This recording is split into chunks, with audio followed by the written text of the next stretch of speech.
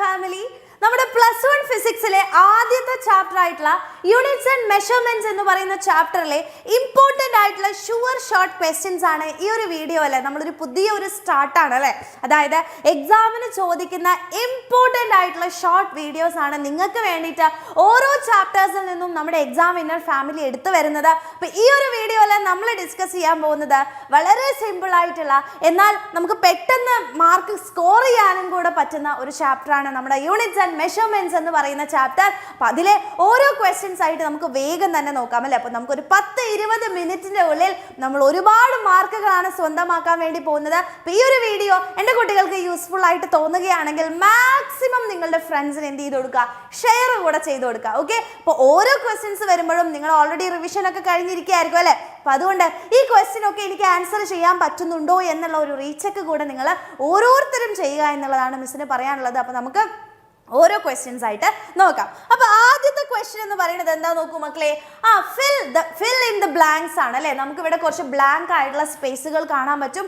അത് നമ്മളോട് എന്ത് ചെയ്യാനാ പറഞ്ഞിരിക്കുന്നത്, ആ ബ്ലാങ്ക് സ്പേസിൽ എന്താണെന്നുള്ളതൊന്ന് എഴുതി കൊടുത്താൽ മാത്രം മതി. നോക്കൂ, name of the base quantity and name of SI unit അല്ലെ. അപ്പൊ ക്വാണ്ടിറ്റി ഉണ്ട്, അതിന്റെ SI യൂണിറ്റ് എഴുതുക എന്നുള്ളത് മാത്രമാണ്. അപ്പൊ നമുക്ക് എല്ലാവർക്കും അറിയാം, നമുക്ക് 7 SI യൂണിറ്റുകൾ അഥവാ 7 ഫണ്ടമെന്റൽ യൂണിറ്റുകളാണ് നമുക്ക് പഠിക്കാനുള്ളത്. ആ 7 ഫണ്ടമെന്റൽ യൂണിറ്റ് നമുക്ക് അറിയുമെങ്കിൽ ഈ ഫിൽ ഇൻ ദ ബ്ലാങ്ക്സ് വളരെ ഈസി ആയിട്ട് നമുക്ക് ചെയ്യാൻ പറ്റും. അപ്പൊ നമുക്ക് നോക്കാം.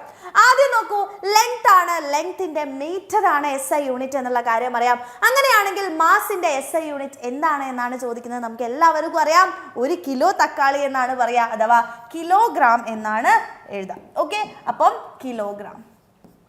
ഓക്കെ മക്കളെ, കിലോഗ്രാം ആണെന്ന് മനസ്സിലാക്കുക. Very easy question. അടുത്തത് നോക്കൂ, സെക്കൻഡ് എന്ന് പറയുന്നത് ഏത് ക്വാണ്ടിറ്റിയുടെ യൂണിറ്റ് ആണെന്നാണ് ചോദിച്ചിരിക്കുന്നത്. നമുക്ക് എല്ലാവർക്കും അറിയാം, അത് ടൈമിന്റെ യൂണിറ്റ് ആണ് അല്ലെ. ടൈമിന്റെ SI യൂണിറ്റ് ആണ് നമ്മളുടെ സെക്കൻഡ് എന്ന് പറയുന്നത്. അടുത്തത് നോക്കൂ, ഇലക്ട്രിക് കറണ്ട് ആണ് അല്ലെ. ഇലക്ട്രിക് കറണ്ടിന്റെ SI യൂണിറ്റ് എന്താണ് മക്കളെ, കറണ്ട് ആണ്. കറണ്ട് അടിച്ചാൽ കാറ്റ് പോകും എന്നൊക്കെ പറയുന്ന പോലെ കറണ്ടിന്റെ SI യൂണിറ്റ് എന്ന് പറയുന്നത് ആംപിയർ ആണ്. ഓക്കെ, SI യൂണിറ്റ് എന്ന് പറയുന്നത് ആംപിയർ ആണ്. അടുത്തത് നോക്കൂ, തെർമോഡൈനാമിക് ടെമ്പറേച്ചർ അല്ലെ. തെർമോഡൈനാമിക് ടെമ്പറേച്ചർ അഥവാ ടെമ്പറേച്ചർ നമ്മൾ സാധാരണയായിട്ട് കേട്ടിട്ടുള്ളത് ഡിഗ്രി സെൽഷ്യസിലാണെങ്കിലും പക്ഷേ അതിന്റെ SI യൂണിറ്റ് എന്ന് പറയുന്നത് ഡിഗ്രി സെൽഷ്യസ് അല്ല, അത് കെൽവിൻ ആണ് അല്ലെ. അപ്പൊ അതുകൊണ്ട് തന്നെ നിങ്ങൾ എന്താ എഴുതി കൊടുക്കുക, കെൽവിൻ എന്ന് കൃത്യമായിട്ട് എഴുതി കൊടുക്കുക. അടുത്തത് നോക്കൂ, മോൾ എന്ന് പറയുന്നത് അല്ലെ. മോൾ നമ്മളെ വീട്ടിലൊക്കെ വിളിക്കുന്ന പേരാണ് മോൾ അല്ലെ. അനുമോൾ അല്ലെ, ദിൽഷ മോൾ എന്നൊക്കെ പറയുന്ന പോലെ മോൾ എന്തിന്റെ SI യൂണിറ്റ് ആണെന്നാണ് ചോദിച്ചിട്ടുള്ളത്. അപ്പൊ നമുക്കറിയാം എന്താണ് എന്തിന്റെ SI യൂണിറ്റ് ആണ് മക്കളെ നമ്മുടെ മോൾ എന്ന് പറയുന്നത്. വേറെ ഒന്നുമല്ല, എമൗണ്ട് ഓഫ് സബ്സ്റ്റൻസ് ആണ് കേട്ടോ. Amount of substance. Very easy question. Amount of substance ആണ്. ഇനി ഏറ്റവും അവസാനത്തെ ആള് കാൻറ്റല. കാൻറ്റല എന്ന് പറയുന്നത് പുതിയ ഒരാളാണ് അല്ലെ. അപ്പൊ നമ്മൾ കേട്ടിട്ടൊന്നും ഇല്ലാത്ത ഒരാളാണ്. കാൻറ്റല എന്ന് പറയുന്ന SI യൂണിറ്റ് എന്തളക്കാൻ വേണ്ടിയിട്ടാണ് നമ്മൾ ഉപയോഗിക്കുന്നത് ചോദിച്ചു കഴിഞ്ഞാൽ എല്ലാവരും എഴുതി കൊടുക്കണം. അതെന്താണ്, ഇന്റൻസിറ്റി ഓഫ് ലൈറ്റ് ആണ്. അഥവാ ലൈറ്റിന്റെ ഇന്റൻസിറ്റി അളക്കാൻ വേണ്ടിയിട്ടാണ് നമ്മൾ ഉപയോഗിക്കുന്നത് കേട്ടോ. Intensity of light. Okay, intensity of light ആണ്. അപ്പൊ അടുത്ത ക്വസ്റ്റ്യനിലേക്ക് നമുക്ക് പോവാം. അടുത്ത ക്വസ്റ്റ്യൻ നോക്കൂ, pick out the fundamental unit from the following എന്നാണ് ചോദിച്ചത്. താഴെ തന്നിരിക്കുന്നതിൽ ഫണ്ടമെന്റൽ ആയിട്ടുള്ള യൂണിറ്റിനെ നമ്മൾ തിരഞ്ഞെടുക്കാനാണ് പറഞ്ഞിട്ടുള്ളത്. നോക്കൂ, സെക്കൻഡ് ആണോ, മീറ്റർ പെർ സെക്കൻഡ് ആണോ, ന്യൂട്ടൺ ആണോ, അതോ ജൂൾ ആണോ? നിങ്ങൾക്ക് കാണുമ്പോൾ തന്നെ മനസ്സിലാക്കാൻ പറ്റും. ഫണ്ടമെന്റൽ യൂണിറ്റുകളുടെ അല്ലെ, ഫണ്ടമെന്റൽ ആയിട്ടുള്ള യൂണിറ്റുകളുടെ അല്ലെങ്കിൽ ഫണ്ടമെന്റൽ ക്വാണ്ടിറ്റീസിന്റെ യൂണിറ്റ്സിനെയാണ് നമ്മൾ ഫണ്ടമെന്റൽ യൂണിറ്റ്സ് എന്ന് പറയാം. അപ്പൊ നമുക്കാകെ 7 ആൾക്കാരേ ഉള്ളൂ. 7 ആൾക്കാരുടെ മാത്രം യൂണിറ്റുകളെയാണ് നമ്മൾ എന്ത് വിളിക്കുക, ഫണ്ടമെന്റൽ യൂണിറ്റ്സ് എന്ന് വിളിക്കുക. അപ്പൊ നോക്കൂ, മീറ്റർ പെർ സെക്കൻഡ് നമ്മൾ പഠിച്ചിട്ടില്ല, ന്യൂട്ടൺ പഠിച്ചിട്ടില്ല, അതുപോലെ തന്നെ ജൂളും നമ്മൾ പഠിച്ചിട്ടില്ല. ആകെ പഠിച്ച ആൾ സെക്കൻഡ് ആണ്, അതായത് ടെമ്പറേച്ചറിന്റെ യൂണിറ്റ് ആണ് സെക്കൻഡ് അല്ലെ. അപ്പൊ നമുക്ക് എന്ത് ചൂസ് ചെയ്യാം, ടെമ്പറേച്ചർ എന്ന് തന്നെ ചൂസ് ചെയ്യാം. അടുത്തത് നോക്കൂ, write the SI units for the following fundamental quantities എന്നാണ് പറഞ്ഞിരിക്കുന്നത്. താഴെ തന്നിരിക്കുന്നവരുടെ യൂണിറ്റ് ആണ് നമ്മൾ എഴുതേണ്ടത്. അപ്പൊ വേഗം പറയാ, ഇലക്ട്രിക് കറണ്ടിന്റെ യൂണിറ്റ് നമ്മൾ ഓൾറെഡി പഠിച്ചു കഴിഞ്ഞു. എന്താണ് മക്കളെ, ആംപിയർ ആണ് അല്ലെ. ആംപിയർ എന്ന് കൃത്യമായിട്ട് എഴുതി കൊടുക്കുക. അടുത്തതാണ് പ്ലെയിൻ ആംഗിൾ. പ്ലെയിൻ ആംഗിൾ ഒരു ഫണ്ടമെന്റൽ യൂണിറ്റ് അല്ല, നമ്മൾ അതിനെ സപ്ലിമെന്ററി യൂണിറ്റ് എന്നാണ് പറയാറല്ലേ. 2 സപ്ലിമെന്ററി യൂണിറ്റ്സ് ആണ് നമുക്ക് പഠിക്കാനുള്ളത്. ഒന്ന് പ്ലെയിൻ ആംഗിളും ഒന്ന് സോളിഡ് ആംഗിളും ആണ്. അതിലെ പ്ലെയിൻ ആംഗിളിന്റെ കാര്യമാണ് നമ്മളോട് ചോദിച്ചിട്ടുള്ളത് അല്ലെ. അപ്പൊ പ്ലെയിൻ ആംഗിൾ എന്ന് പറയുന്നതിന്റെ യൂണിറ്റ് നമുക്ക് എല്ലാവർക്കും അറിയാം, റേഡിയൻ ആണ്. ഓക്കെ, റേഡിയൻ ആണ്. ഇനി നിങ്ങൾക്ക് സോളിഡ് ആംഗിൾ ആണ് ചോദിക്കുന്നെങ്കിൽ അതിന്റെ യൂണിറ്റ് എന്ന് പറയുന്നത് സ്റ്റെറേഡിയൻ ആണ് എന്നുള്ളത് കൂടെ ഇവിടെ ഓർത്തിരിക്കുക കേട്ടോ. അപ്പൊ അടുത്ത ക്വസ്റ്റ്യനിലേക്ക് പോവാം. സെലക്ട് ദ കറക്റ്റ് ആൻസർ ആണ് ചോദിച്ചത്. Light year is A unit of എന്നാണ് പറഞ്ഞത്. ലൈറ്റ് ഇയർ എന്ന് വെച്ച് കഴിഞ്ഞാൽ എന്താണ്?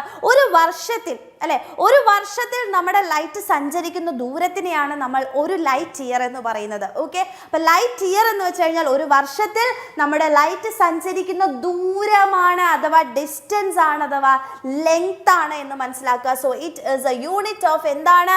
ആ ടൈം ആണോ, ലെങ്ത് ആണോ, ഇയർ ആണോ, വെലോസിറ്റി ആണോ? മക്കളെ വേറെ ഒന്നുമല്ല, അത് ലെങ്ത് ആണ് എന്ന് എൻ്റെ കുട്ടികൾ ഓർത്തിരിക്കുക കേട്ടോ. അടുത്തത് നോക്കൂ.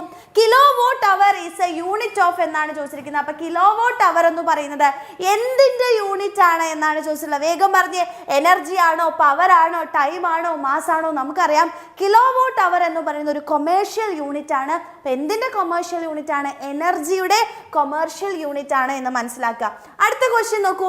Write the SI unit and dimensional formula of energy ആണ് ചോദിച്ചിരിക്കുന്നത്. എനർജിയുടെ SI യൂണിറ്റും ഡൈമെൻഷണൽ ഫോർമുലയും എഴുതണം. എനർജിയുടെ SI യൂണിറ്റ് എന്ന് പറയുന്നത് ജൂൾ ആണ്. ഓക്കെ, ജൂൾ ആണെന്ന് മനസ്സിലാക്കുക. ഇനി അതിൻ്റെ ഡൈമെൻഷൻ ആണ് നമുക്ക് കണ്ടുപിടിക്കാനുള്ളത്. ഡൈമെൻഷൻ നമ്മൾ എങ്ങനെയാണ് കണ്ടുപിടിക്കുക? നമുക്കറിയാം എനർജി, അതുപോലെ തന്നെ വർക്ക്, ടോർക്ക്, ഇതിൻ്റെ ഒക്കെ എന്താണ്? ഡയമെൻഷൻസ് സെയിം ആണ്. അപ്പൊ F.S എന്ന് പറയുന്ന ഇക്വേഷൻ ആണ് നമ്മൾ ഉപയോഗിക്കേണ്ടത്. സോ എഫിന്റെ ML(T⁻²) ആണ് ഇൻറ്റു L എന്ന് വരും. That is ML²T⁻²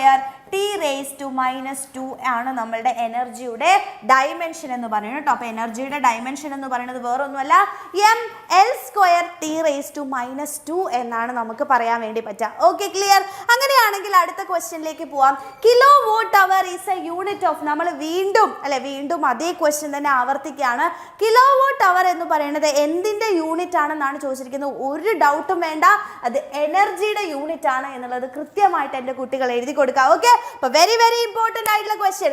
fill in the blank അല്ലെ, വീണ്ടും ഒരു fill in the blank question ആണ്. നമ്മുടെ ഫണ്ടമെന്റൽ യൂണിറ്റ്സിൽ നിന്നും അല്ലാതെ വേറെ എവിടെ നിന്നും ഫിൽ ഇൻ ദ ബ്ലാങ്ക്സ് ഈ ചാപ്റ്ററിൽ നിന്ന് ചോദിക്കാനില്ല. നോക്കൂ, ബേസ് യൂണിറ്റ് സിമ്പിൾ. അപ്പൊ ഇവിടെ എന്താണ്? ആ ഫണ്ടമെന്റൽ ക്വാണ്ടിറ്റി ആണ്. ഓക്കെ, ഇവിടെ എഴുതി കൊടുക്കുക. ഇതെല്ലാം എന്താണ്? ഫണ്ടമെന്റൽ ക്വാണ്ടിറ്റി ആണ് എന്നുള്ളതാണ് നമ്മൾ അവിടെ ഫില്ല് ചെയ്യേണ്ടത്.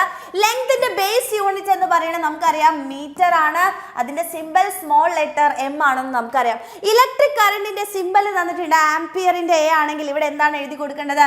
യെസ്, വെരി ഗുഡ്, ആംപിയർ എന്ന് എഴുതി കൊടുക്കുക.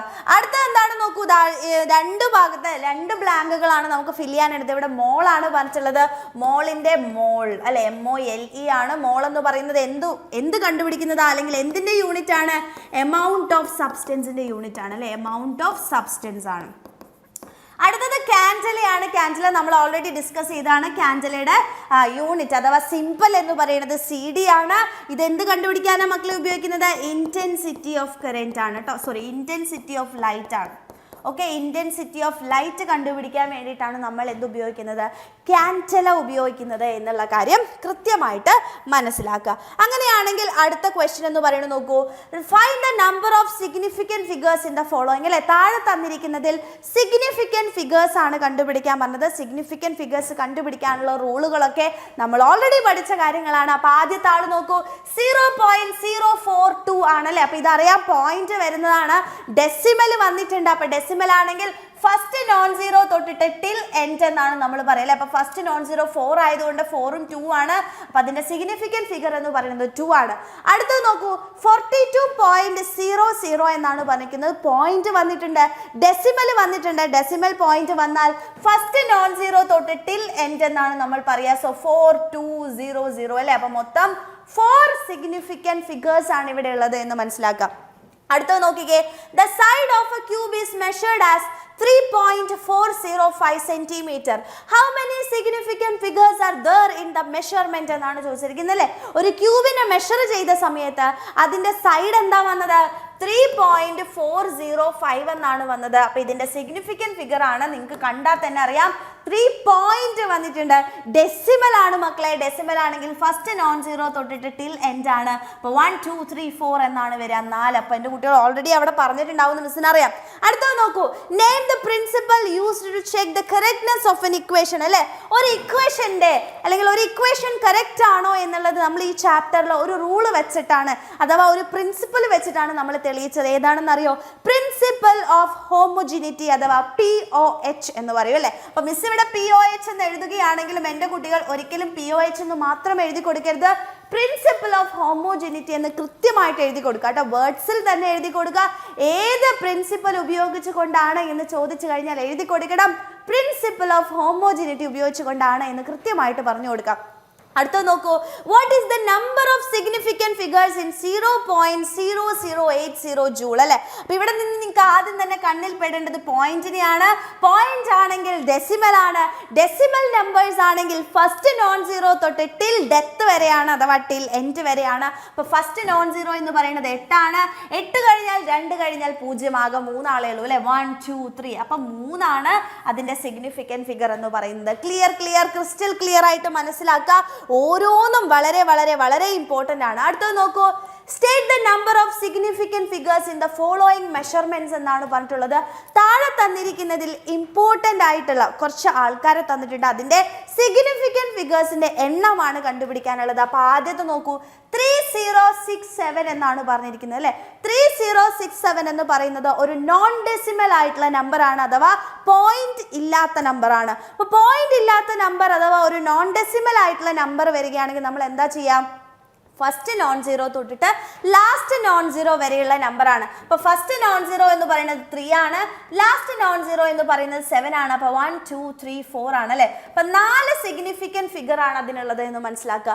രണ്ടാമത് നോക്കൂ, 0.0450 എന്നാണ് പറഞ്ഞിരിക്കുന്നത്. അപ്പോൾ പോയിന്റ് നിങ്ങൾ കണ്ടു അല്ലേ. അപ്പം അതൊരു ഡെസിമൽ ആയിട്ടുള്ള പോയിന്റ് ആണ്, ഡെസിമൽ നമ്പർ ആണ് എന്നുണ്ടെങ്കിൽ ഫസ്റ്റ് നോൺ സീറോ തൊട്ടിട്ട് ടിൽ എൻഡ് എന്നാണ് പറയുക. 450 ആണ്. അപ്പം മൊത്തം 3 ആണ്.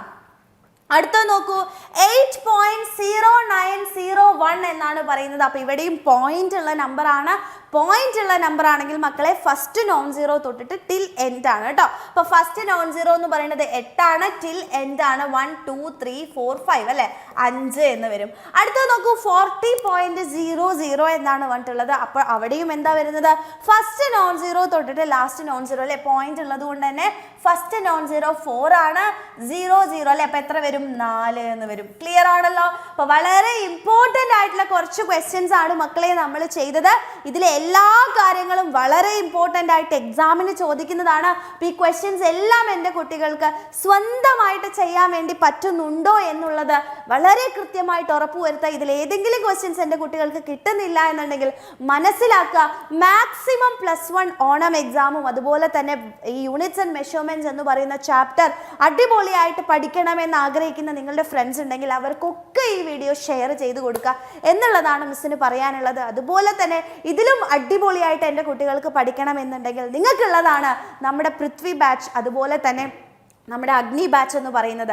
നിങ്ങൾക്കറിയാം അഗ്നി ബാച്ച് എന്ന് പറയുന്നത് complete board exam point of വ്യൂലുള്ള ക്ലാസ്സസ് ആയിരിക്കും. അപ്പോൾ ബോർഡ് എക്സാമിന് നിങ്ങൾക്ക് ഫുൾ മാർക്ക് അഥവാ 520 ഔട്ട് ഓഫ് 520 ലക്ഷ്യം വെക്കുന്നുള്ള മക്കളാണ്, ഫുൾ A+ വേണം, എനിക്ക് ബെസ്റ്റ് ആവണം എന്ന് ആഗ്രഹിക്കുന്ന മക്കളാണെങ്കിൽ നിങ്ങൾക്കുള്ളതാണ് നമ്മുടെ അഗ്നി ബാച്ച്. ദേ താഴെ കാണുന്ന നമ്പറിൽ വേഗം തന്നെ മെസ്സേജ് ചെയ്യുക, ജോയിൻ ചെയ്യുക. അഥവാ നിങ്ങൾ ഇനി എൻട്രൻസ് ആണ് നോക്കുന്നത്, എനിക്ക് നീറ്റോ കീമിനോ വേണ്ടി പ്രിപ്പയർ ചെയ്യണം, അതുകൂടെ എനിക്ക് ഇതിൻ്റെ കൂടെ കൊണ്ടുപോകണം എന്ന് ആഗ്രഹിക്കുന്ന ആൾക്കാരാണെങ്കിൽ നിങ്ങൾക്കുള്ളതാണ് പൃഥ്വി ബാച്ച് എന്ന് പറയുന്നത്. അപ്പോൾ നിങ്ങൾക്ക് ജോയിൻ ചെയ്യണമെങ്കിൽ സെയിം നമ്പർ തന്നെയാണ്, 7592092021 എന്ന് പറയുന്ന നമ്പറിലേക്ക് വേഗം തന്നെ എൻ്റെ കുട്ടികൾ മെസ്സേജ് ചെയ്യുക. ആൻഡ് നിങ്ങൾക്കുള്ള ഇപ്പം ഇത്രയും ക്വസ്റ്റ്യൻസ് ചെയ്ത് കഴിഞ്ഞാൽ ഒരു ക്വസ്റ്റ്യൻ നിങ്ങൾക്കുള്ള ഹോംവർക്കാണ്. അപ്പോൾ ഈ ഹോംവർക്ക് ഫുൾ മാർക്ക് ആഗ്രഹിക്കുന്ന എല്ലാ മക്കളും ഈ ഹോംവർക്കിൻ്റെ എന്തായാലും നിങ്ങൾ താഴെ കമൻറ്റ് ചെയ്തേ പറ്റുള്ളൂ. അപ്പോൾ ഫുൾ മാർക്ക് വേണം, എനിക്ക് ഫുൾ A+ വേണം, എനിക്ക് നല്ല ഒരു മാർക്ക് കിട്ടിയേ പറ്റൂ എന്ന് ആഗ്രഹിക്കുന്ന മക്കളാണെങ്കിൽ വേഗം തന്നെ താഴെ ഇതിന് എന്ത് ചെയ്യുക, കമൻറ്റ് ചെയ്യുക. ഈ ക്വസ്റ്റിനെ define plain angle and plain ആംഗിളിൻ്റെ യൂണിറ്റും താഴെ എന്ത് ചെയ്യുക, കമൻറ്റ് ചെയ്ത് കൊടുക്കാം. അപ്പോൾ ഈ ഒരു വീഡിയോ യൂസ്ഫുൾ ആണെങ്കിൽ മാക്സിമം ഷെയർ ചെയ്യുക. അടുത്ത പാർട്ടുമായിട്ട് മിസ് വീണ്ടും ഷുവർ ക്വസ്റ്റ്യൻസ് വീഡിയോസ് ആയിട്ട് മിസ് വീണ്ടും തിരിച്ചു വരുന്നതായിരിക്കും. So thank you.